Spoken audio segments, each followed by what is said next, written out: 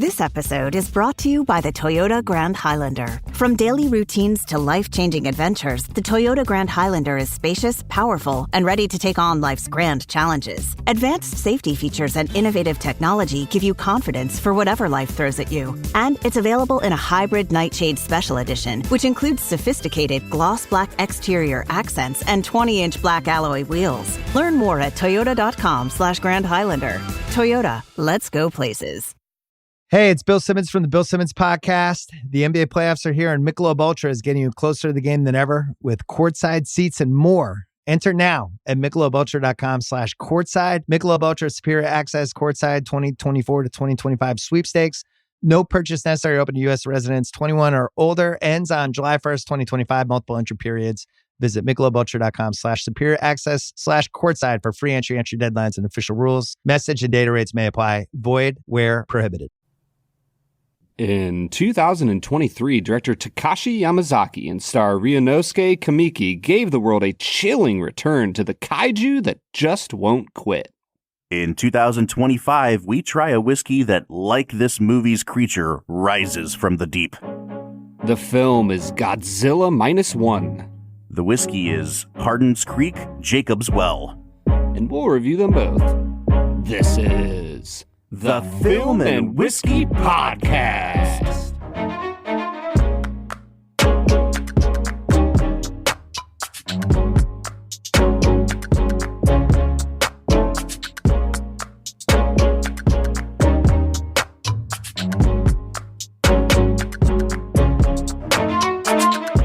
Welcome to the Film and Whiskey Podcast, where each week we review a classic movie and a glass of whiskey.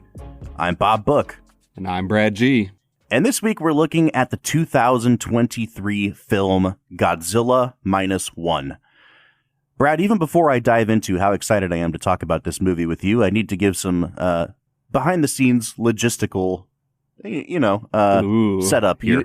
You know the fans love a good BTS, Bob. Dude, listen, I am currently on the road for work. I am in a hotel room, and I am talking into my microphone without my nice, fancy, acoustic, deadening box. And I'm speaking through an old undershirt that I'm holding up to the microphone to try to deaden some of my plosives here. So let's just say not ideal, ? Dude, you sound great. It's ridiculous that you even have to say that, Bob, because your voice in the most echoey room in the world would still be the light that could bring any of us home. Well, luckily I am in the most echoey room in the world, and you also decided that the best time to record this episode was at 7:55 in the morning, my time. So your boy is tired, your boy's voice is not awake yet. It's the perfect time to review movies and to drink whiskey. Absolutely. And not only did I put you through all that, I also threw you a curveball last night, Bob. You sure did. I decided that for this episode, we desperately needed a third voice. I want to introduce Film and Whiskey Nation to one of my favorite people in the world. If I had to give the title of Dos Equis World's Most Interesting Man to any of my friends, it would be to Michael Kelingus, noted Godzilla lover, who is wearing Mothra underwear currently. Welcome, Michael. Thanks, Brad. These things are quite comfortable, and you've put me at ease even further, so we're ready to go. Thanks for having me. Listen, guys, I need to hold on 1 second, Brad. I need to inform our listeners. We can't see his underwear right now. He just told us that he's wearing such underwear. I don't know this man. He just showed up today, and I immediately learned about his undergarment choices, so I'm still feeling out this dude. Michael, welcome into Film and Whiskey. I have to say immediately, though, Brad reached out to me and was like, hey, I've got the perfect guy who can add some much-needed context to our episode about Japanese film. And I was like, oh, surely this man is at least of Asian descent. Nope, whitest guy I've ever seen in my life. So I don't really know what he's bringing to the table that the two of us Caucasians can't bring, Brad. Not only that, this man, this is how much I like Michael. He's from Michigan. Oh, man. Yeah, and I still enjoy him quite a bit. 2.5 strikes against this guy already here. Yeah, I am really struggling. Please do not throw the curveball I sent towards you. I just, like most white men in America, love Japan. But I also was just I grew up with the movies a little bit. So my uncle introduced me right away and said, "We're gonna watch one of the best movies of all time." And that started out was Attack of the Giant Ants. And that's how I got introduced to cinema through my uncle. And it was perfect. And so then on, he was a huge Godzilla fan. But the underwear just helps me really focus. They say dress for the job you want. And I really thought that what could be closer to my heart than the Mothra underwear, right? It really focuses, centers, brings the whole thing together. Well, they always say the way to a man's heart is through his underwear. So, we're there now, guys. We've arrived at this very awkward moment for all of us. Brad, listen, I've been trying to get you to watch this movie since it came out in theaters in 2023. I had heard really good things about it and went to the theater and was blown away. Immediately texted you, said you got to see this. You were like, there's no way. And I think I saw this movie in theaters either 3 or 4 times, because then they did a special release of the film called Godzilla Minus One Minus Color, where they released it in black and white. And I was like, well, of course I'm going to go pay more money to see this in black and white. Why would I not do that? Obviously. So I am... If only they had released Oppenheimer without color, you would have gone and seen it 5 more times. I'm glad you brought up Oppenheimer, Brad. I don't think it's going to be my Let's Make It a Double today, but it was a really interesting double feature kind of pairing back in 2023, because there was some backlash against Oppenheimer, I think from rival studios, trying to kill its Oscars chances, that it ignored the plight of the Japanese people, which I think really defeats the purpose of what that movie's about. But you kind of get that if you watch this movie. So I thought it would be kind of cool to put this towards the end of this season to provide that bookending effect, because Oppenheimer was our first movie this season. Brad, I don't want you to spoil Brad Explains too much, but I know this is your first time watching the movie. Were you thinking about Oppenheimer as you started watching this movie? I did not think about Oppenheimer a single time. I hate to ruin your point there, Bob, but it didn't occur to me while I was watching it. Partially because, let's be honest, we watched that 30 weeks ago. Mm-hmm. That's like an absolute lifetime. So Oppenheimer didn't come up in my brain. It is a great comparison, though, because you do kind of get both sides of that experience. Here's the fascinating thing, though. I think that somebody on YouTube a long time ago talked about creating a World War II cinematic universe.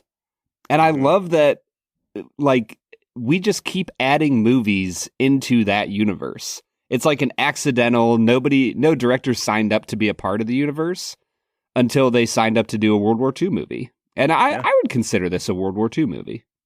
100%. And I think it really, more than perhaps any other Godzilla movie, it kind of is a companion piece to the original Godzilla, which we'll talk about in a little bit here.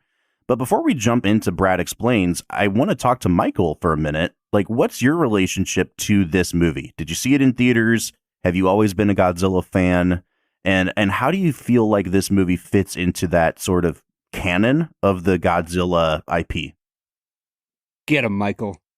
Oh, yeah. There's so much going on. I think what I love about this is a movie that made me feel almost exactly how I felt watching the originals as a kid. Just this sense of wonder and awe, and then it added all the things I love about filmmaking as an adult, and to understand production and what you have to deal with politics, both inside studios and outside of them. And it all came together really, really beautifully. When I started watching Godzilla movies, there was this combined love. When people talk about we got to go back to the original Godzillas, you always are asking the question. It's kind of like, we got to go back to the good old days. When anyone says that, you got to ask, what do you mean? When were the good old days? And what do you mean? What part of those? So for me, I grew up with all the Godzilla movies kind of at once, just piecemeal. There's 3 really distinct eras, and then there's the newest era. But there's historically these 3 eras that are really very different, and different for a lot of reasons. Some are more goofy, some are more serious. They bring in different kinds of characters, different stories. And for me, this really threaded the needle. I saw it 3 times in theaters, twice when it originally came out, and then a third time back when they had the US return. And I just was so excited every single time. And it was one of those movies that felt like the gravity of really understanding, because I visited Japan last year and got to see both of the nuclear bomb museums, the atomic bomb museums, and then also got to see Tokyo. So getting to see a representation of 1940s Tokyo after it had been firebombed so much, and also seeing, real firsthand evidence of what had happened with the atomic bombs, and having this childhood love of just this big silly monster and a guy in a suit who played the same monster for like 40 years, all this came together for me in a really beautiful way. And then to see the passion, I also got to I got to zip line into Godzilla's mouth, do something silly in Japan. And they have this Godzilla museum and get to see these interviews and everything. So just to see the passion and the love, both as a silly aspect of it and the very serious, came together really nicely for me in seeing this movie. It felt like, just a real gift. When Bob asked me, like, why should Michael be on? All I needed to say was, Bob, he has ziplined into Godzilla's mouth. So he's basically the pilot from this movie. He's more experienced than any of us. I also love that you make it sound like I have this intensive vetting process for our guests. He literally the vetting was like, process was like saying, I have a friend, and I was like, what's his name? And then he told me your name, and I was like, done. Perfect. So I guess I have to ask why those 2 men in suits are outside of my door. I'm just curious about those guys. Don't worry about them. On that note, guys, I think it is a perfect opportunity for us to get into our first segment of the day, which we call Brad Explains. Brad's gonna give us the movie plot with only 60 seconds ticking on the clock. So let's go ahead and hear your take with this little segment that we call Brad Explains. Brad Explains is the part of the show where Brad breaks down the plot of the movie that he has just seen, often for the first time. Brad, not only is this your first time watching Godzilla Minus One, it's our first time talking about any Godzilla movie on this podcast. We've never done the original from 1954. We've never done the absolutely awful Matthew Broderick 1990s version. We haven't even done the, 2014 American version of this movie that started this new Monsterverse crap that I really hate in the American IP version of Godzilla. So I guess I have to... You don't like the Monsterverse? Nah, man. The Godzilla Kong was absolute booty. I'm not gonna lie. They're all like 6.5 to 8 out of 10 type of movies. Have you seen the most recent one? It is like a no. It is a 2.5 masquerading as a 6.5, bro. It's Bob, super fun if Go you've ahead. had a whole bunch of bourbon to drink. It's a fun movie. Like it's harmless, but it's an awful movie, Brad. Anyway, all that to say, I was going to ask you, dude, have you ever seen any other Godzilla movies besides this one?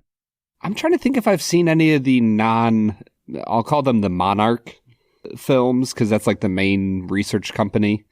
I don't think I have. I think I've seen the 2013, 14 Godzilla. Really enjoyed it. I've seen a few of the other ones from that series, like maybe 3 or 4 of them altogether. And I've seen, obviously, like, I remember being a kid, and I think my buddy had a VHS of, like, old school Godzilla. So I've seen, like, maybe 1 or 2 of the original ones. But that, like, truly, that was 6, 7, 8-year-old Brad. So I don't even know if I can count that. All right, man. Well, then you have to not only set up this Godzilla movie, but the entire mythos of the Godzilla creature. So you have 60 seconds to do that. Folks, if you have not seen Godzilla Minus One, I would highly recommend you stop this episode here, go back and watch that movie, and then return and listen to the rest of this episode. Brad, go ahead and spoil this movie. 1 minute on the clock, and go. Godzilla Minus One is a film that follows a failed kamikaze pilot in that he was too cowardly to carry out his mission, who witnesses a horrific attack by a giant lizard on an island somewhere in the Pacific. Eventually, that giant lizard is hit with nuclear radiation, an atomic bomb, and it turns into this massive, horrific kaiju named Godzilla that is ready to come destroy Tokyo. As he tries to build a new life with a cobbled-together family, he works as a minesweeper, and eventually they find out that Godzilla is on its way. They put together a civilian defense board, special commission, that seeks to kill Godzilla, but when they're unable to, he flies his plane straight into the maw, blows it up, saves everybody's lives, parachutes out, gets the girl, gets the kid, and everything is good and happy, and I wasn't crying my freaking eyes out at the end of this movie. Boom. Godzilla Minus One. What a freaking great movie. Guys, I want to start by saying what I guess would be obvious to anybody who's familiar with Godzilla, but like when the original Gojira was developed in Japan, they essentially decided, like, we're going to make a kaiju, but we're going to give this monster all of the characteristics of the atomic bomb. So it comes out, less than a decade after the atomic bombs are dropped on Japan. And it's, if you've ever seen the original and not the Americanized version of the original, it really does, I think, tap into the deep-seated, not just grief of the Japanese people, but the ongoing fear and helplessness in the face of such a huge, horrific power that is the atomic bomb, and at that point, the hydrogen bomb. And I think that more than any other Godzilla movie since, this one taps into this creature, obviously as a metaphor for the atomic bomb, but I think taps into this creature as a sign of the paralyzing fear of what can happen now that they've seen it happen in real life. But what I love about the creature in this movie is there is no sympathizing with this creature. They're not doing anything to make Godzilla seem cool or like he's fighting another kaiju. Like, he is just this soulless. Half the time he's distracted. He doesn't even notice the destruction he's causing. It's this like impartial disaster and destructive force that you can do nothing to stop. And I think that in the movie theater, the first couple attacks that Godzilla, levels cities with in this film are heart-wrenching. Not just because you see the human toll, but because it's so random. It's so impartial, and there's nothing that any of these people can do about it. And I think it immediately helps you as a viewer to understand what the Japanese people in post-war Japan had to have been going through mentally. Yeah, I think the perfect scene to illustrate that is when you have the television crew like reporting on it, and they're literally like standing on top of this building, reporting every single move that Godzilla makes. And then they're like, he's coming near us. We are not safe to be here. And then they show this beautiful shot of like Godzilla's right side of his right kneecap barely grazing the building. And all of a sudden, the entire thing is collapsing and they die. And it's like, he didn't, like you said, Bob, he doesn't even realize what he's doing. It was just like, if you were walking in the woods and your knee kind of barely bumped up against a tree, it's kind of like, oh, yeah, that was an accident. Oh, darn it. And all of a sudden, 8 people are dead. Yeah, I really think that that's one of the main themes. You nailed it, Bob, that there's these two aspects of Godzilla that make him Godzilla, because there were a lot of other kaiju attempts and different styles of doing it. But there's this combination that you really get in Minus One that's also present in the original, which is that this thing is not only a Lovecraftian eldritch horror that does not care about your existence, other than if you make it angry, it will obliterate you without any remorse. But also the fact that we as humans have created it. It wasn't here to begin with in the way that it is, but it's got both ancient and modern combined. And really, I think that encapsulates what Japan is after the U.S. started to try to reinvest in Japan and help rebuild. And it's sort of this Western influence coming in, as well as the ancient ways of Japan that have been around for so long. And that's what Godzilla really hones in on. because it doesn't shy away from this really beautiful sense that Japan is rebuilding. You see that with, I'm trying to remember her name, the woman. Sorry, I'm trying to remember her. Noriko, right? Mariko, yes. As Mariko's like getting a job and talking about the reindustrialization, and they're trying to find jobs, and you see that Japan, like Tokyo, starts to progress again. And then the horror of all of that being swept away, once again being set back to year -1. And I think that answers a question I was going to ask you, Michael. I was curious, like, why, if Godzilla on a large level represents the atomic bomb, like, why does Japan have such a fascination with it and a reverence? But I think you kind of answered it in that Godzilla represents the old, the ancient, the history and mythos of Japan, as well as its modernization and the dangers with which that can bring. That's like a fascinating thing to me. And it's interesting that eventually the series moved towards, Godzilla versus Mothra and like somewhat this idea of him defending Japan. All of that is just fascinating to me in what it maybe says about Japanese culture and psyche. Yeah, I would say there's this presence of pursuit of technology that Japan, as an imperial empire, pursued the domination of Eastern Asia through technology, and it was promoted and it was constantly worked on. And you can see that even in the film. How do they face this monster? Well, it's through the ingenuity of the military. One of my favorite songs of all the Godzilla music, which I love that they worked this back in, is the March of the Military, because there is a sense of pride as a Japanese person of going to do your duty and fulfill your honor in the military. But yet there's a futility to it in this franchise, that the military always flies 14 planes directly into Godzilla's mouth, and at points it gets really hokey. But in this movie, there's this terror of these ships just cannot face. I mean, that first time that Godzilla emerges to destroy a battleship, you feel the rumble, especially in the theater, that rumble of him coming out of the water, then his hand coming down. And there's this sense of technology being the answer, but yet it is futile in most situations against Godzilla. And you even see that at the end of the movie, spoiler again, but there's something still going on with Godzilla, right? Yeah. His heart is at the bottom of the sea. And no matter what technology they use, it fails over and over and over again.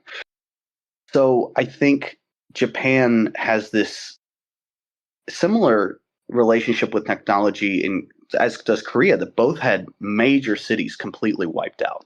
And they had a lot of their parts of society removed. So now they're rebuilding it in a modern era and replanning, and they're wrestling with both the ancient and the modern. Man, this is like the most uplifting episode ever.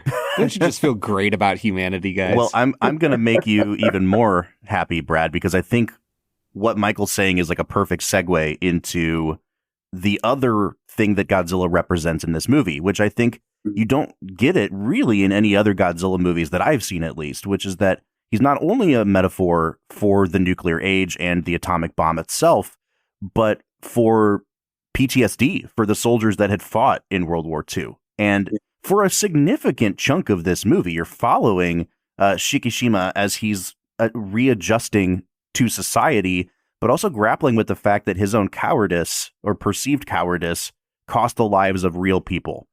And what I love about the way that they use that theme represented by Godzilla is that there are long stretches where Godzilla disappears from this movie, and he only reappears in like these kind of horrific, disastrous moments. But you'll have like a half hour of the movie where it's just character building. You're just getting to know these people, and then all of a sudden he goes to sleep and he dreams of Godzilla again. And then it reminds me of that metaphor that people always talk about with like grief or loss is like the ball that rolls around inside the box, and like there's a button on one side of the box, and every now and then like it will still just kind of smack up against that button, and it gets less and less, but it never truly goes away. And I think that using the creature as a metaphor, yes, for the destructiveness of the bomb, but also for the lingering guilt and shame and survivor's remorse was probably the most brilliant touch that they added to this movie. Yeah. And you even see it in like his exterior relationships, like the mother of the local area of his town, Sumiko, that is like screaming at him when he comes back that he died, or he should have died. He didn't do his mission. And like even the obvious falsehood of her statement, like, if you had done your job, my family wouldn't have died and we wouldn't be in this situation. It's like, yeah, no, like that's the whole point, is that sacrificing life to save other life, like that's not the point of what we're doing here. And if he had died, he would have just died and Japan still would have lost the war. And so the whole message of the movie being war and destruction and Godzilla are not just this thing to futilely throw yourself against into death. It's an opportunity for you to choose life. And at the end of the film, you know, Sumiko has come around and loves him, you know, as a friend, as an aunt to his adopted child. The mechanic from the island at the end basically tells him, like, your life is worth being alive. Whereas, you know, he has been he's almost the Grim Reaper unseen throughout the film, hanging over Koichi's head, Shikishima. And by the end of the film, you have all these people telling him, no, your life is worth living. And I think that's like one of the big things that I took away from this movie was like, when we are faced with insurmountable odds, we don't fight it because of honor or because it's the only thing to do. We fight it because our lives are important and we ought to live them fully. You know, it reminds me of another one of Brad's favorite movies and characters, the great Rose Tico, who says that we're not going to win by fighting what we hate, but by saving what we love, Brad. Listen, if you're going to bring up The Last fucking Jedi, I'm just going to tell you right now, Finn should have had an ejection seat. That would have made that would have so saved the whole end of that movie. Yeah. I do want to talk about the influences on this movie, though. So it's like very obviously clear where the Western influences are impacting this movie, because this feels like an old Hollywood rousing, let's get the gang together. There's like just the right amount of jingoistic patriotism. But I think what's interesting about the way that they do the quote unquote patriotism in this movie is in a way that is like way more palatable to Americans. Like, you know, if the Japanese people in this movie had still been loyal to the ideals that got them into the war, then you wouldn't be following along with them, right? But the fact that they have a healthy amount of skepticism about what the government does, how the government covers things up, and what they end up like uniting around is this idea of like, we're all in this together. Come on, guys, let's band together. Let's give this thing one last shot. It so mirrors the like Americanness of let's all pitch in and do this thing together. And I just found that super fascinating. Like, we can obviously talk about the movies that influenced this, but I feel like that sort of old school Americana that you see in American movies of the 50s and 60s especially really influences the way this movie goes. Well, you asked me earlier if this reminded me of Oppenheimer, and I said no. It did remind me of another Christopher Nolan film, Bob. This has Dunkirk, like, written all over it, dude. Like, when all the tugboats show up, and they're like, don't worry, man, like, the citizens, we gotcha. Like, I was just like, oh, yeah, Dunkirk, let's freaking go, man. See, me being a child of the 90s and also way less cultured than you, Brad, it reminded me of the end of Independence Day when Randy Quaid shows up and he's like, hey, Mr. President, do you need our help? And I was like, F yeah. Like, this dude is the Japanese equivalent of Randy Quaid. I'm on board. and there's something about that Armageddon style plot where you take these blue collar guys hanging out. They're like, I'm working hard. And then you're like, hey, we're going to teach you how to be an astronaut. And they're like, awesome. And then Bruce Willis saves the day. And there was this sense of all these characters, as as archetypal as they were, and as, standard, there's such a different way in Japanese media of writing lines that they're a lot more explicit often to express exactly what they're thinking, which I think is just that's a whole other conversation.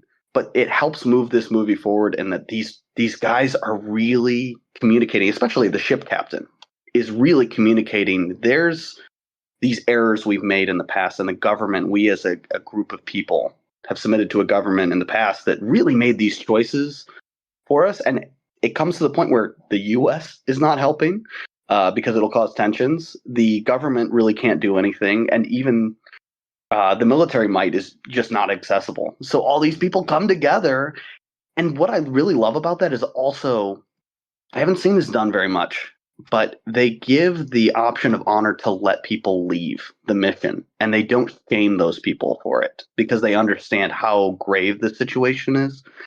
And I love that scene when they're all just meeting. It's like, yeah, this is a risky mission. And several of the businessmen and just regular citizens say, I can't do this. I got to be with my family or whatever. And it is the sense of real people trying to wrestle with a real issue, which gives it that weight that it needs for such a, I would say, epoch feel, Mm-hmm. Mm-hmm. I mean, that's something that I often say to people I work with or people that I disciple is like, no is always a valid answer.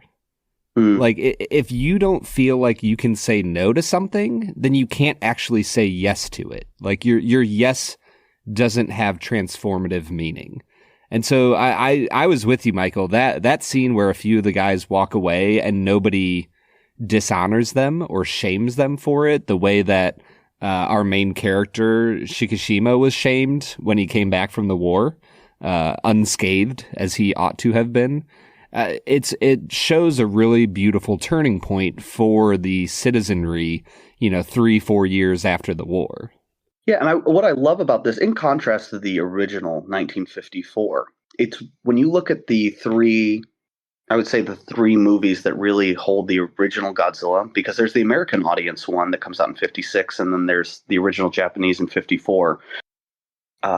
This one takes a more everyman approach than the first one even, because in the first one, it is the government making decisions. All the scientists and the self-defense force, they're all making these decisions. And in this one, it's really the remnants of the citizenry that are doing their best, which I really love.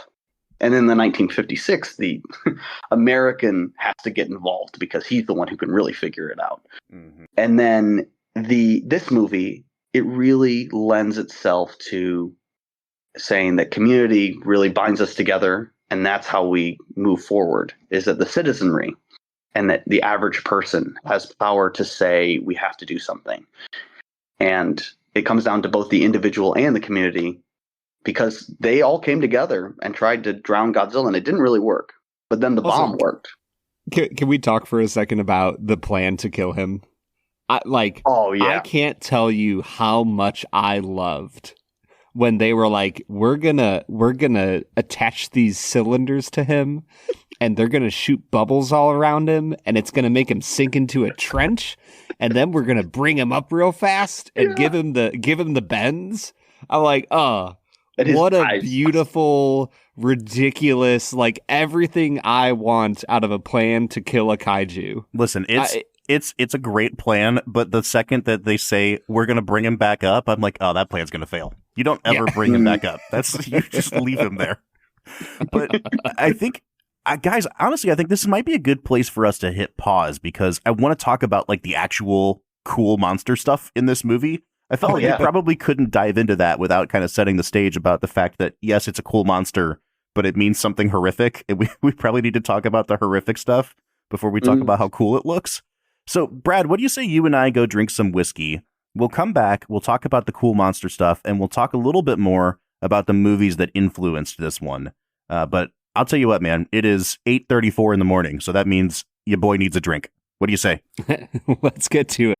ChatGPT Plus is free for college students through May. Here's the thing. You've got a lot to do between now and then. Studying for finals, writing papers, trying to keep your life on track. And ChatGPT can help with all of it. It can quiz you for your econ exam, make a study guide from your French notes, plan out your meals and study breaks, It can get really specific on how you like to learn. It can even help you come up with ways to stop procrastinating. So from now until summer break, take advantage of all the ways ChatGPT can make your life easier. Restrictions apply. Did you know that parents rank financial literacy as the #1 most difficult life skill to teach? Meet Greenlight, the debit card and money app for families. With Greenlight, you can send money to kids quickly, set up chores, automate allowance, and keep an eye on your kids' spending with real-time notifications. Kids learn to earn, save, and spend wisely, and parents can rest easy knowing their kids are learning about money with guardrails in place. Try Greenlight risk-free today at greenlight.com/Spotify. Bob. All right, today we are checking out Hardin's Creek, Jacob's Well. That sounds like a full sentence, Brad. It really does. Whose creek is that and whose well is that? It's Hardin's Creek, but it's Jacob's Well. Get it straight. You know what I mean? When my wife and I were on our honeymoon in the Hocking Hills area, our cabin was like kind of in the back, like country roads a little bit. And in order to get to the main like hiking area, there was a road called Goat Fork Honey Run. And for some reason, Hardin's Creek, Jacob's Well reminds me of that. Because Haley and I would literally just rearrange the words, like Honey Fork Goat Run, Fork Goat Honey Run, like just constantly rearranging the things. And I feel like you could be like, yeah, Jacob's Creek, Hardin's Well. Totally. Yeah, it would totally work. So if you remember way back at the beginning of the season, we tried the other whiskey that had been released in this line called Hardin's Creek. It was the Colonel James B. Beam. So the way that this label worked, it's the first label that Freddie No is releasing as the distiller. And, you know, we interviewed Freddie on the show a couple seasons ago. Really great guy. He's taking ownership of this label. And the Colonel James B. Beam is the younger stock SKU, and this is the older stock SKU. So Jacob's Well is a blend of 15-year-old high rye bourbon and 16-year-old traditional bourbon. So it comes out to 15 years, 4 months on average. It's 108 proof. It retails for $150. Brad, we are approaching luxury territory on this one. Yeah, we absolutely are. And I'm excited. There's been a few expensive bourbons that have gotten me reinterested in the genre lately. So I'm hoping that this continues that trend. I'm diving into the nose right now, Brad. I've just poured this out in my glass and let it sit for about 2 minutes here while we introed it. And the color on this thing is a real deep, rich amber color. You can tell that it's well aged just by the color of it. I'm picking up some notes on the nose that I don't think I've ever gotten on a bourbon before. Ooh. Like, we get floral notes, floral notes all the time. Rose is especially present on some of those Willet products for me, the Willet funk I talk about. But on this one, I'm getting lavender. It's a super delicate floral note that is just kind of like dancing above everything else. I've never picked up a note that delicate on a bourbon before, and I am absolutely in love with this note, man. And then the piccolo, just floating there. How many times do you think we could fit that Amadeus reference in? Oh, per it's episode. The easiest thing in the world, man. But yeah, you push beyond that, and this becomes a really nice, I think the spice notes die down a little bit. There's quite a bit of vanilla here. I get a bit of brown sugar. It becomes just like a nice bourbon, albeit a softer one. So I would call this, if there's an operative word here, it's a softer nose, and I like that a lot. I'm going to give it an 8.5, Brad. I also like it quite a bit. For me, it's a little bit of a more deep and rich nose. To me, it's cinnamon, caramel, vanilla, but there's this really beautiful, rich tobacco, leather, and oak kind of as a foundation for everything else. I didn't really get any floral notes per se. I think this is just a really nice, a pretty impressive example of what you can do with 13, 14, 15-year-old bourbon. I'm going to give it a 9 out of 10 on the nose. Yeah, and I'm going to give it a 9 out of 10 on the palate. I just took a sip of this. Your notes of tobacco and leather are really prominent here, especially on the front of the palate. which is interesting because those are usually notes for me that present on the back of the palate. But it's almost like if you could make a syrup version of those notes, you know, like you cover it in sugar and let it extract. If you just like dumped an old leather wallet and a bunch of tobacco in a pan with sugar and let it extract those flavors, they're there on the nose. It's like the sweet version of that. I'm sorry, they're on the tip of the tongue there. It's a sweet version of that. Really beautiful because those notes don't. So what you're saying is... Yeah, go ahead. So what you're saying is it's like leather tobacco jam? It's super nice, and that sounds gross, but a lot of times those notes take over on the back of the palate, and they get kind of tannic, and they sour whatever the flavor is. So, you know, they present up front, and they'll have that sweetness accompanying them, and then when you go to swallow, it opens up into that nice, bright, kind of nutty Jim Beam profile. And again, Brad, it reminds me of those high-proof barrel strength bourbons we try every September at the Kentucky Bourbon Festival when it's like 90 degrees out, and it really brings out specific flavors in those bottles when you're drinking them in the hot sun. Like, this is really beautiful. I'm going to give it a 9 out of 10. Yeah, I'm at an 8.5 out of 10 on the palate. It gets into a raisiny vibe for me. There's oak and leather. It eventually works its way into a really rich cheesecake, creamy rye experience that's what I'm here for, man. It is all the richness with that spice, and it continues on the finish. The finish is the all-star here for me. It's a 9.5 out of 10 on the finish. There's leather, tobacco. It gets a bit minty at the back end. That rye kind of finally falls into a really beautiful sweet mint. It's oaky, and it gets... The cheesecake turns into almost like a maple syrup richness. This is just a wonderful experience, Bob. I'm in the same spot as you. I think that this is for sure a 9 out of 10 on the finish. It might even be approaching a 9.5 for me. I'm going to stick at a 9, and I don't really have any other notes to give besides what you just said. Mint kind of takes over for me on the back of it, but it's like that nice, sweet kind of spearmint. Really, really beautiful.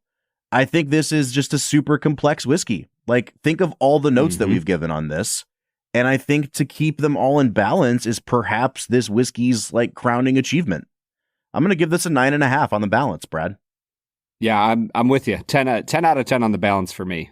Like, this is one of the most well-balanced, rich and complicated whiskeys we've had in a really long time. And we've had some good bourbons lately. I think it's a 10 out of 10 here. Now, at $150, this isn't quite luxury territory. I think we set that bar at $200 plus. It is expensive. And I will say that I think it's worth just about every penny. That doesn't make it a 10 out of 10 value, but it does make it an 8.5 for me on value. Yeah, I'm going to give it a 7.5 on value because I think when you just ask the basic question, is the price justified? If the answer is yes, then for me, like that's a baseline of 7.5 or like a 3 out of 4. You know, it could get a little better, and I could say I want to go out and spend $150 on this. I'm not entirely sure I'm at that point, but I do think that just given the market and given what's in the glass, this is an entirely justified price point, which is bringing me out, Brad, to a very high total of 43.5 out of 50. Where are you falling on this one? I'm at a 45.5 out of 50. Wow. So you have eclipsed that super rare 90 mark on this one. I think this is right up there with some of the BTAC bourbons that we've had. That's bringing us out to an average of an 89 out of 100. So when you take the two of us together, we're just barely missing that 90 mark where it would be like at, in the firmament of greatest whiskeys we've ever tried. But we are averaging out to a 44.5 on this. This is an absolute no-brainer recommendation for me, Brad. Yeah, easy recommendation. If you're able to get your hands on some of this, it is a bottle well worth buying. Jacob's well worth buying. Am I right? Hey! All right, man. What do you say we get back into talking about Godzilla Minus One? Let's get to it. Subtle results, still you, but with fewer lines. Botox Cosmetic, out of botulinum toxin A, is a prescription medicine used to temporarily make moderate to severe frown lines, crow's feet, and forehead lines look better in adults. Effects of Botox Cosmetic may spread hours to weeks after injection, causing serious symptoms. Alert your doctor right away as difficulty swallowing, speaking, breathing, eye problems, or muscle weakness may be a sign of a life-threatening condition. Patients with these conditions before injection are at highest risk. Don't receive Botox Cosmetic if you have a skin infection. Side effects may include allergic reactions, injection site pain, headache, eyebrow and eyelid drooping, and eyelid swelling. Allergic reactions can include rash, welts, asthma symptoms, and dizziness. Tell your doctor about medical history, muscle or nerve conditions including ALS or Lou Gehrig's disease, myasthenia gravis, or Lambert-Eaton syndrome, and medications, including botulinum toxins, as these may increase the risk of serious side effects. For full safety information, visit BotoxCosmetic.com or call 877-351-0300. See for yourself at BotoxCosmetic.com. This episode is brought to you by Pluto TV. Pluto TV has all the shows and movies you love streaming for free. That means laughter is free with gut-busting comedies like The Neighborhood, Key and Peele, and Ferris Bueller's Day Off. Mystery is free with countless cases to crack from Criminal Minds, Tracker, and Matlock. And thrills are free with heart-pumping hits like The Walking Dead and Defiance. Feel the free. Pluto TV. Stream now, pay never.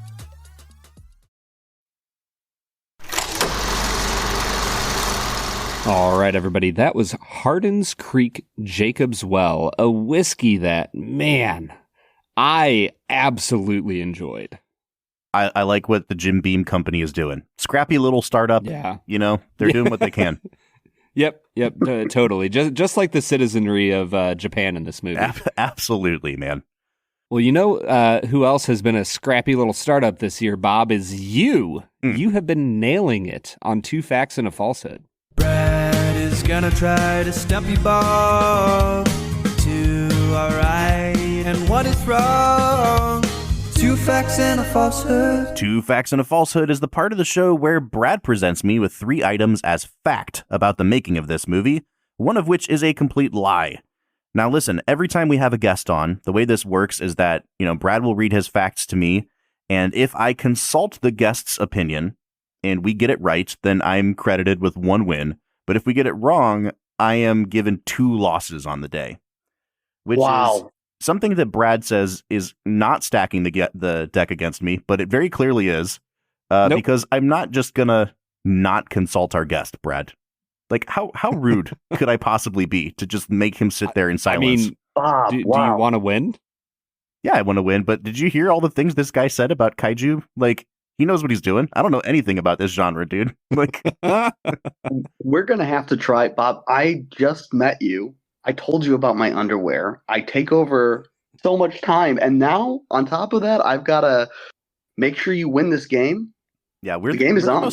We're the most trusting guys in the biz. So Michael and I are united on this front. Brad, present us with your 2 facts and a falsehood. Fact number 1, there was much speculation on the film's budget, with $15 million being a popularly reported figure, until being disproved by the director. The final budget was actually 1.5 billion yen, the same as Toho's prior installment, Shin Godzilla from 2016, which means that it was actually costing them about $10 million. Both of them were cheaper than Godzilla Final Wars, made in 2004, which was the Toho's most expensive Godzilla film. Fact number 2, director Takashi Yamakaze worked for many years as a sound director in the Japanese film industry. With a tight budget on Godzilla Minus One, he stepped into the sound room with the other 4 technicians and built the soundscape of Godzilla's roar and heat ray. Fact number 3, the named destroyers and mine layer have their names painted on the sides of the hull in capitalized Latin script, Yukikaze, as an example, rather than the usual katakana, which is correct for post-war surrendered ships. I have no idea. I hate you so much, Brad. These weren't even fun ones. It's funny. I promise I'm not reading straight from Wikipedia right now. I know for a fact that the last one is accurate. That's true. So we're down to 50-50. The problem is that let me interrupt you because I know that number one is true. Then it has to be, because it's been back and forth. I mean, Toho has never confirmed themselves, so the director might have, but I missed that article. So okay, so maybe that's the falsehood then. Yeah, I know that the budget was somewhere between like 10 and 15. I think that's kind of where they've set the parameters on this because it was really widely publicized. You know, this movie wins the Oscar for best visual effects, and part of the reason is because it had this like scrappy underdog story of look what they could pull off for only $10 million. Yes. So I've always had that 10 million figure in my mind. I don't know if Brad's just like massaging the figures on that a little bit. You know how much I love to give massages, Bob. So fact number 3, is it just that like you're stating the fact that yes, the letters are in Latin letters and not Japanese figures? Like that's the whole fact? Bob, the fact is what I stated. Wow. Brutal. Okay. Brutal. No mercy. Do you think that they maybe digitally made the letters like anglicized for the American release of the film? I don't think they would. I think this is the other part about the sound design. We're in the middle. I think it might be that's the falsehood because I think he stepped in for the visual effects. I don't know how to pronounce her name. She really went into sound effects and she took time. I was reading, she went into a full stadium and she felt that was the only place with speakers that could really handle the situation. And in all his interviews, he's very humble. The director, Yamazaki, he really makes sure that his team and him are on the same page and gives them precedence on a lot. So I actually think that I think it's number 2 because the numbers aren't necessarily clear, but I know that he specifically stepped into the visual aspect, not the sound design aspect. I don't know about the sound design aspect. He might have also done that, but I know he did the visual. That is good enough for me. Brad, I think that we've talked this through as much as we possibly can. We're going to lock in number 2 as the falsehood. Bob, Michael, you are both 100% correct. He did step into the visual side of things, not the sound side of things. I didn't know he rebutted about the budget part. That's fascinating that he actually stepped in for that. Yeah. Michael, you should know that my facts are taken from IMDb. So I trust it. Fact is in quotation. Yeah, on that website, they are indeed facts. Reported facts from IMDb users. Guys, I think that might be a good jumping off point to talk a little bit about the visual effects and the sound effects of this movie. Like I said, widely reported that this movie only cost about $10 million, and it was hailed for the amount of VFX work that could be done and how well rendered it was. Then it comes out that, well, a lot of the people that they're paying to do this work in Japan and, probably outsourcing a lot of it from China are working for far, far, far less than a VFX artist would cost in the United States. But I think the point still stands. Like, even if these people are only making a fifth of what you'd pay somebody in the US, like that would raise the budget to 50 mil. And still what you're getting out of a $50 million worth of VFX, I think is pretty crazy. There's a couple shots in this movie that I think look a little janky. Sometimes when Godzilla's, being lit by fire at night, it doesn't quite look perfect. But like, man, I think honestly what I love about this movie is that it is trying really hard to be a certain type of really earnest movie. And sometimes it doesn't quite get there. Like, you can see the limitations, whether it's in the budget or the acting or whatever. But that's part of the charm of it. I don't know if that makes sense or not. Like, it doesn't feel like a small movie or an amateurish movie, but it just feels like a scrappy little movie in every sense of the term. And I think that's part of why it wins the VFX Oscar here. Yeah, I definitely think their goals are to make something that feels so authentically true to the vision, that they have this vision of what Godzilla is. And when you hear him talk about the nuclear reactor pins in a station are similar to the spines, the spikes on Godzilla's back.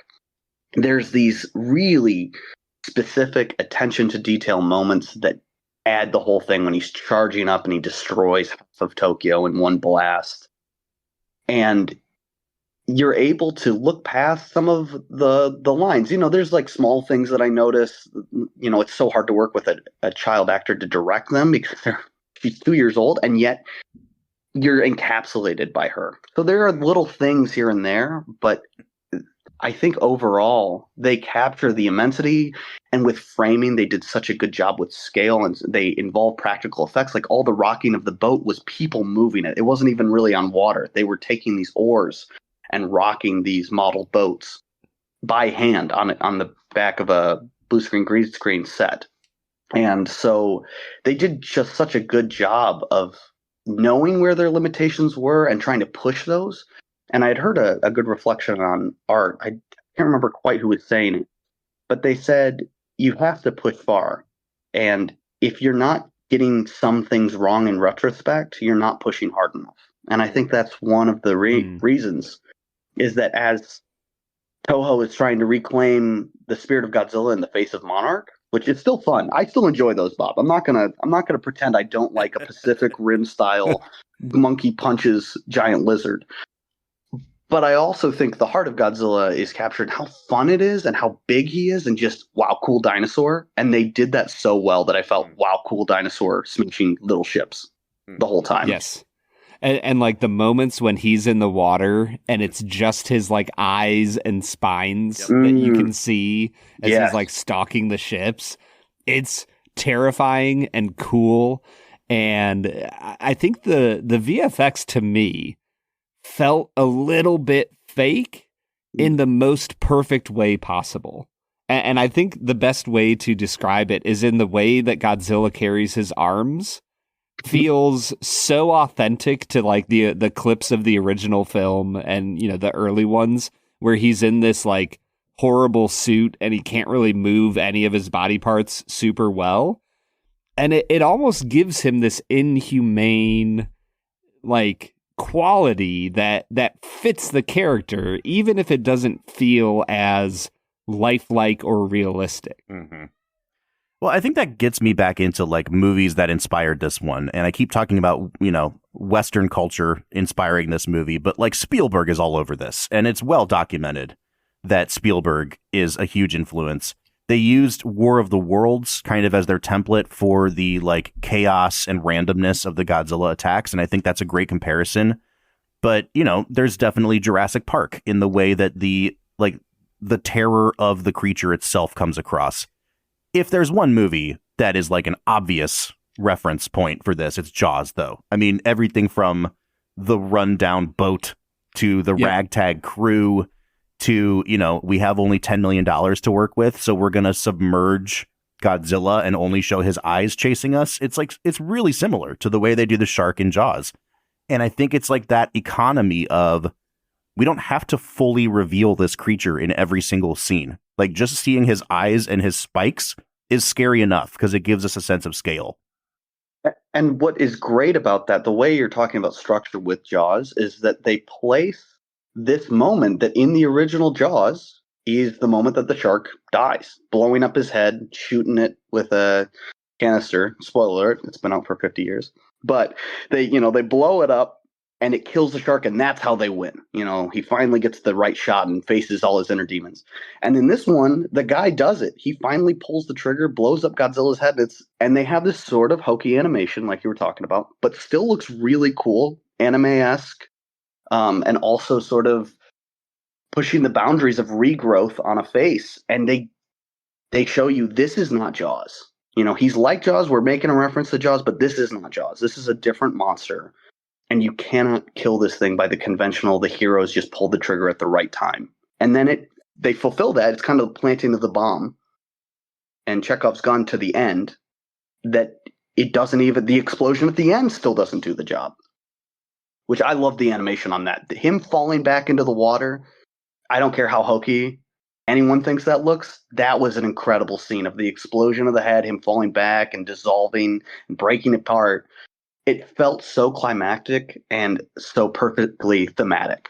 See, for me, it was the moment right before that when they do like the 360 spin around of Godzilla just like with icicles hanging off of him as he's getting ready to do like the nuclear blast out of his mouth. That thing looked terrifying, especially in the movie theater. It was like, that is a gnarly looking creature right there. And I love the way that his like flesh like sizzles after he does his nuclear explosion. There is so much to love there. Michael, I'm going to transition us. I love that you brought up anime because for me, we haven't really talked about the acting performances yet.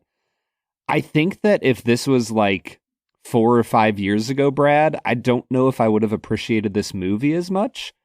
But like having seen some anime now, I've watched some Attack on Titan, One Punch Man. I think I watched an episode of the weird assassin show with you, Michael, a long time ago. Right?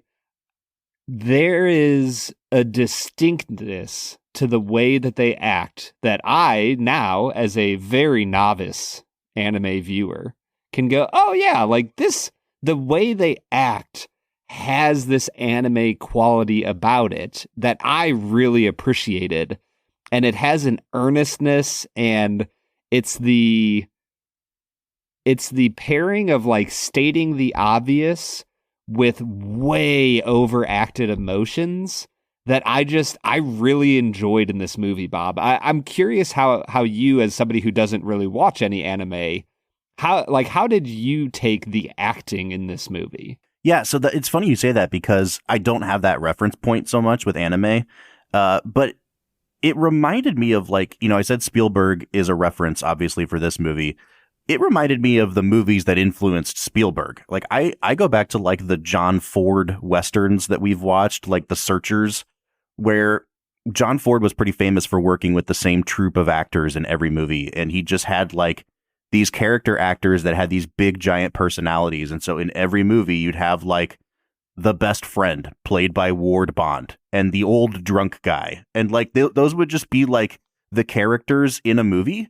And it does that. Like it goes back to 1950s Western movie tropes in terms of how it structures its characters, which is great, especially for American audiences, because you guys have been listening to us try to pronounce Japanese names this entire episode. Like we don't know the characters' names, but you've got like the nerdy professor, and then you've got the young cocky guy, and then you've got the old grizzled captain. And it's just like they're archetypes of people who are not real people, but also like it makes them that much more endearing, and it makes the movie that much easier to follow. I think it worked perfectly for what they were trying to do here, Brad.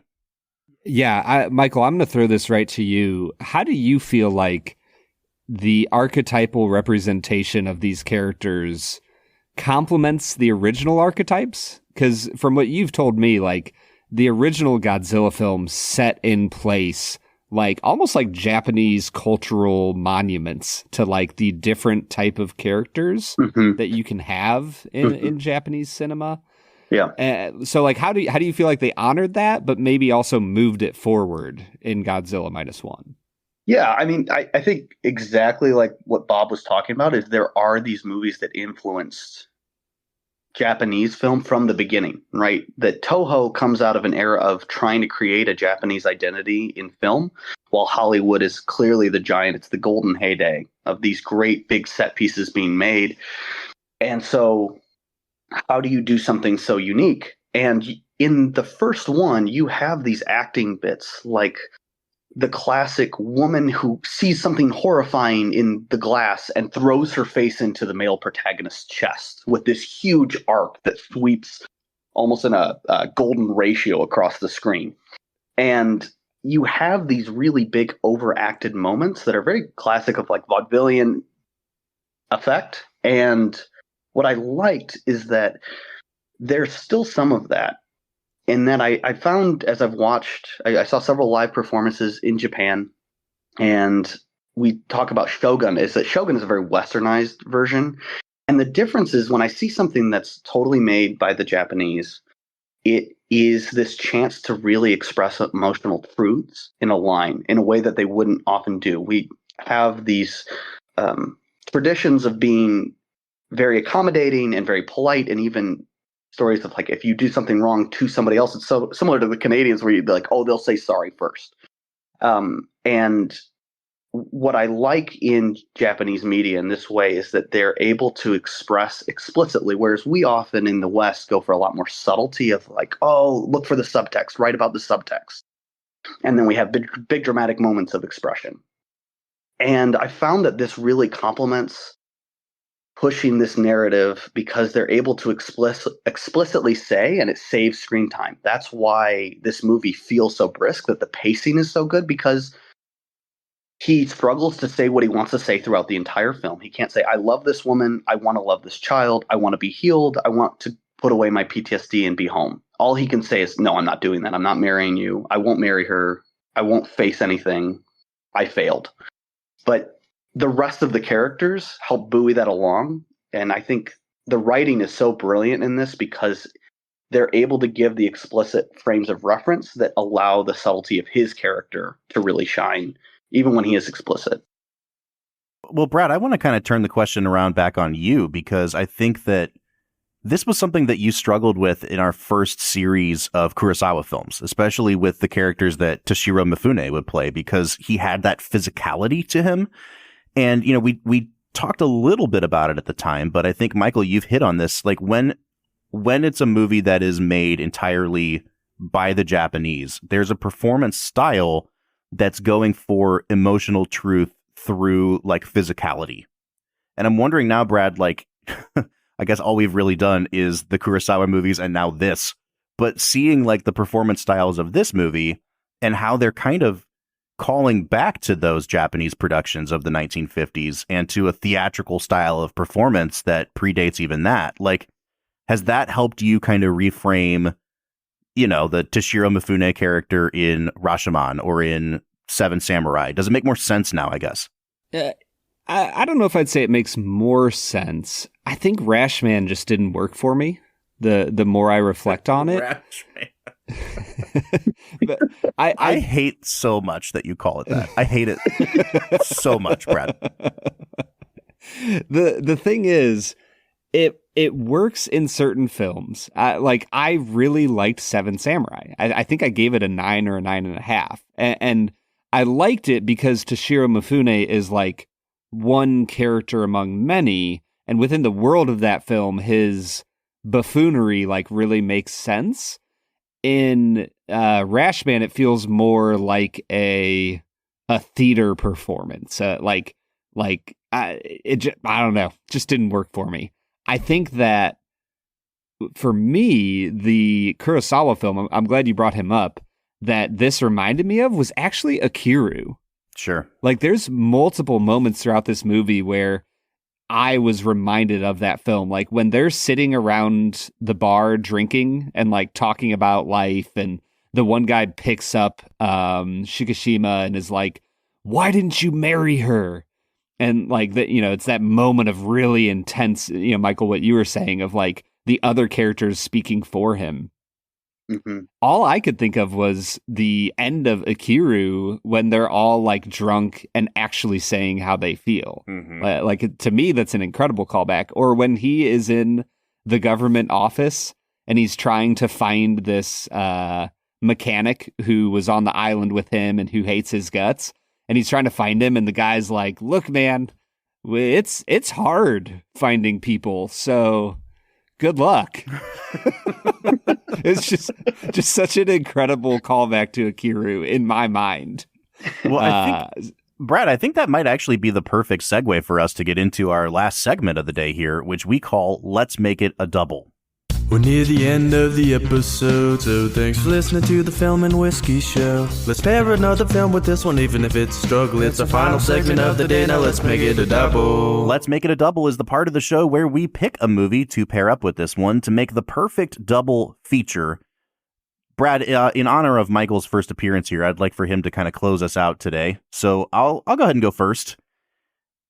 We've talked about a lot of movies here. We've talked about Kurosawa and John Ford and Steven Spielberg, but I think the movie that I'm going to link this to, it's not Oppenheimer, but it is a movie that came out a year prior, and that is Top Gun Maverick. I don't think that there's like a ton of overlap in terms of what's happening in those two movies, But when I think about Top Gun Maverick, I think about old school filmmaking that is just designed to be rousing and crowd pleasing and on purpose cheesy because it's so earnest. Like, there are lines in this movie that they just barely pull off. Like, there's a moment where Shikishima's like I just want to be able to go home or whatever, and the mechanic's like, so did everybody else on that island, but instead they got squished like bugs. I was like, that's not a dramatic line. What is this? And I felt like Top Gun Maverick was the same way, where you'd have Jennifer Connelly look right at Tom Cruise and be like, if you don't go save those boys, no one can do it. You're Maverick. And you know what? I freaking love that. I love horrible dialogue that is pulled off with such earnestness that you don't care that it's horrible. That's what the movies are about to me. When Top Gun Maverick ended, people clapped in the theater. When Godzilla Minus One ended, people clapped in the theater. So, like, that's my pairing, Brad. I don't know that I could ever pick another one that I like better than that. I like that your pairing is like, well, people clapped at the end of this one, and they also clapped at the end of Godzilla, so... It doesn't happen very often anymore, man. No, it really doesn't. I also experienced people clapping at the end of Top Gun Maverick, so I think it's a great pairing. I am going to go in a wildly different direction, Bob. There could not be two movies more dissimilar than Top Gun Maverick and what I'm about to say. I was really struck by the attention to post-war Japan in this film and like illustrating the horrors of rebuilding, that I am actually going to pair this movie with a Vittorio De Sica classic, Bicycle Thieves. Oh, interesting. It would be the weirdest movement. I would encourage you to watch Bicycle Thieves first and end with a nice, rousing kaiju film. There's just so much about Bicycle Thieves that felt real and felt like this raw honesty of like, what the heck are we supposed to do after the most horrific event our country has experienced? And it's that place where Shikishima is like looking for work and he finds this horrific job, you know, taking care of abandoned mines that had been laid during the war. That feels like, yeah, this is the only thing I can do if I want to care for my family. And like, that is so core to what was happening in Italy and what, you know, you see in Bicycle Thieves. And whether it's the loss of a bicycle that means you can't work, or the magnificent power of Godzilla destroying Japan, like, they weirdly feel like very similar films examining the trauma of war on a human population. Great pairing, man. All right, Michael, no pressure, but we're throwing over to you now, man. Yeah, I'm really torn. I'm going to be honest. I know we said double. Maybe I'm a drunkard, but I'm thinking about a triple. Because there's these two that really, really grab me. There's one, if I was going to go full atomic bomb era thoughts, I think the first pairing would be The Grave of the Fireflies, which is about orphans in the last few months of the Pacific theater and them dealing with the horrors of family being lost and bonding to your family through tragedy and trying to protect one another and really take care of one another. And I think the reason I would start with that pairing is because if you really want to settle into what does this mean to the Japanese people, then that is a great way to go. And I would start with Grave of the Fireflies because it's so heavy. It's maybe one of the most depressing films you could watch. Sure. But then to follow up with Godzilla Minus One this is what happened 70 years later. There was a time when Fidel Castro visited, I think it was Nagasaki, and he could see that it was being rebuilt, and he called it fake. He said, this just feels fake and like a shambles of a city that was. Having seen both Nagasaki and Hiroshima, you can see the beauty and the resilience of the Japanese people and what their investments back into their communities have done. The other one that I would give as an option is maybe, Top Gun Maverick's a really fun one. But if you want to know like why Godzilla is so goofy and you want to, have a couple beers with your buddies and goof off, I would possibly do the Godzilla versus Orga Japanese movie, where it is just the silliness of Godzilla to its max. You're talking about hokey lines, Bob. I don't think you'd make it through this movie. It is nothing but hokey lines. The plot makes no sense. Godzilla destroys, but is also on everyone's team, and it's confusing. And that's what, to me, is like quintessential funny Godzilla, is that you have this guy in a suit, and you're like, oh, he's on our side. Well, he did kill half the military. And then he tried to save us from the aliens, and they introduce all these stupid plot points, characters who you can never remember the names of, who are acting like their journalism is what's going to save the day. It's incredible. So if you want a more lighthearted option, and you want to make fun of the worst American dubbing you've ever heard in your life, then not the 2000 Matthew Broderick, that does not exist, and they make fun of it, but the 2000 Japanese Godzilla versus Orga is a perfect one. All right, so there you have it. Those are our Let's Make It a Double picks. Let's Make It a Double is presented by Blackwood Distilling Company. No matter what movie you choose to pair this up with, you can always make it a double with Blackwood. And if you go to bourbonoutfitter.com/filmwhiskey and use our code filmwhiskey at checkout, you can save on your bottle of Blackwood as well. Brad, I think it's time we give this movie some final scores. I watched this film, for the fifth time or whatever, in less than ideal circumstances. Like, I'm in a hotel, like I had my laptop, and then I watched part of it on my phone. So not as God intended me to watch this film. And I will say, the experience suffered a little bit. It was probably like an 8.5 to a 9 for me.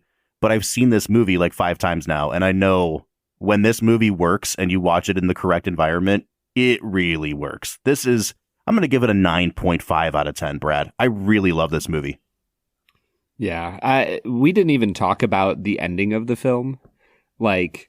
There is an element of predictability in this movie where, he's rebuilt this specialized plane. The mechanic has rebuilt this specialized plane for Shikishima, and he goes, one more thing, and then it cuts away. And you're the one more thing is that there's an ejection seat and he's not going to die. Right. Okay, cool. And then the Sumiko, the neighbor, gets a telegram for Mrs. Shikishima. And you're like, oh, yeah, he, Noriko is not dead, and they're going to meet at the end. And, I knew everything that was going to happen, and when it happened, I freaking wept. Did not care at all. Yeah, dude. I didn't care at all. It was perfect. Oh, yeah. When his co-conspirators, see him falling, through the sky in a parachute, and they cut back and they show Shikishima being told there's an ejection seat, and the mechanic goes, your life is worth living. I'm like, yeah, man, your life is worth living. Yeah. And then he walks in and he's got the little girl in his arms. We didn't even talk. We barely mentioned. Move aside, Haley Joel Osment.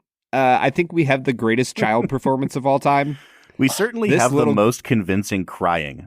It's not really good acting, but as soon as she starts crying, it's like, oh man, she is feeling this. Yeah. As somebody who has a 2-year-old daughter currently, I cried. Watching her and seeing Shikishima decide I'm gonna go kill myself so that she has a better life, and I'm like, no, man, you're the better life. Yeah. Stay alive. Yeah. Bob, I'm with you. 9.5. There's so much of this movie that it should be an 8 out of 10. But for some reason, man, it works for my soul. Mm-hmm. And I love it. And it's sincere and earnest. And it's great, man. I love it. All right, Michael, how about you, man? What could I give it besides my Godzilla heart wants to give it a 10 out of 10. And I think if I'm with you, there's some moments that are 9.5. But because this feels like my childhood manifest, it's a perfect 10 for me, in that I rate movies a lot of times on what are they trying to accomplish. I think it's unfair to often we say well, we compare it to this movie and it doesn't really hold up like this one did. And it's well, it's not that movie. It's its own movie. And Godzilla Minus One, regardless of the cultural context of this, the longest running IP in the world in movies, regardless of that, has its own weight. That if you saw this and you said, hey, this is an atomic bomb reflection, that would be enough, and it would put it, in the upper levels. And then to have all this weight behind it and really capture and make that idea fresh, I think puts that so high. And what I love, we didn't really talk about the framing of this movie, other than having some of where the props were placed and blocking. But I think the framing is so pretty, and the coloring team did such a good job that every scene, that scene where he's zoomed in and screaming at Godzilla as the atomic waste rains down on him, and the scenes of them looking out over the harbor, and him flying around in the plane around Godzilla as he smashes through an ancient house.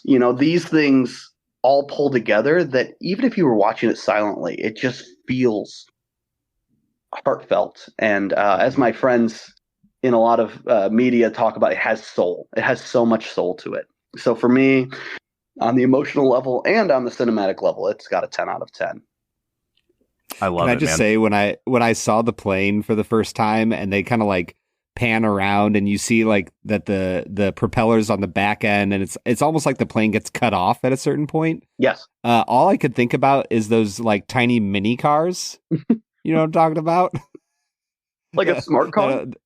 Yeah, literally, that's all I could think of was a smart car. I was like, oh, it's a smart car airplane. He says one more thing. Actually, what they cut out of the movie, you didn't see this part, but they cut out, this is way more fuel efficient, which is good for the environment. And he looked directly into the camera. Yeah. All right, guys. So it's a 9.5 on average for me and Brad, but we'd like to know what you think. Have you seen Godzilla Minus One? Where does it rank among the Godzilla films for you? You can let us know on any of our social media platforms: Facebook, Twitter, Instagram, TikTok, or YouTube at Film Whiskey. Or if you want to join the conversation, you can jump on our Discord server. We are on there every day talking about movies and whiskey and kaiju, at least for the next few weeks. So if you'd like to join us, you can find a link at the end of every single one of our show notes. Michael, thank you for being with us today. It does honor to my heart. I literally, Bob, for your reference, I finished watching the movie and I called Michael and I said, Michael, I have the most important question I'm ever going to ask you in my life.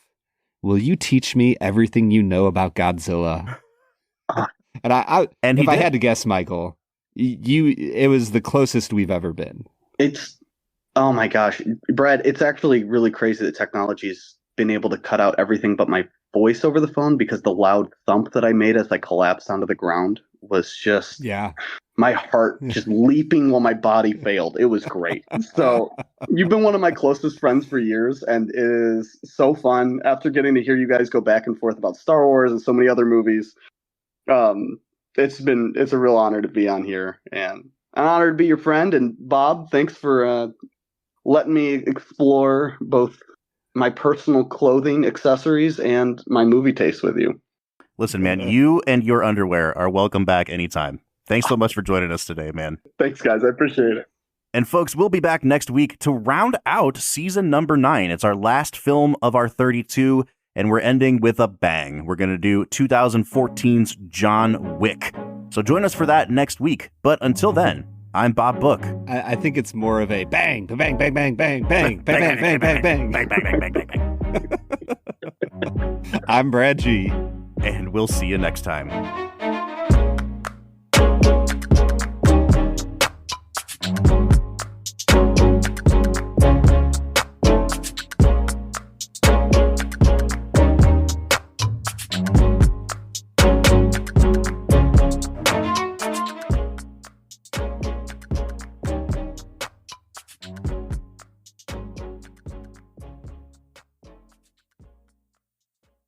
Vacations will never be the same.